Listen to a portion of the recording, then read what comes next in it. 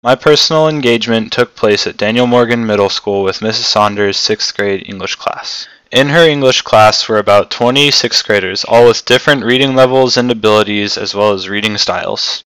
The 6th graders were given a task by Mrs. Saunders to read and answer questions about 3 stories in books assigned to the kids' own reading level they established by a test at the beginning of the year.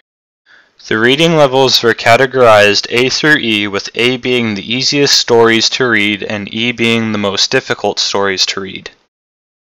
Once the kids had read a story and answered the questions about the story, they had either Mrs. Saunders or one of her helpers check the answers and time them reading the story to see how fast they could read the story proficiently.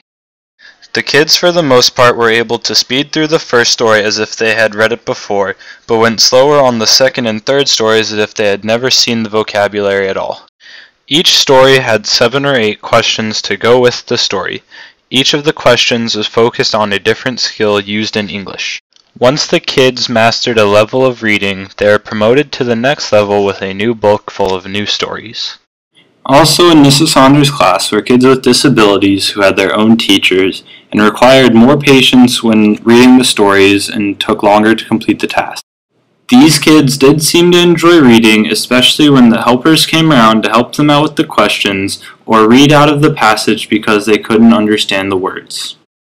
Working with kids with disabilities is something that is not new to me and something I have encountered at my summer job at the Cub Scout Camp Ross on the Goshen Scout Reservation in Goshen, Virginia. Camp Ross is well known as one of the only Cub Scout camps to provide assistance for kids with both physical and mental disabilities to have fun with other Cub Scouts their age out in the wilderness. Seeing kids both in Mrs. Saunders' class and at Camp Ross, including those with disabilities, makes me believe that there is hope for future generations that will be more understanding towards those with disabilities.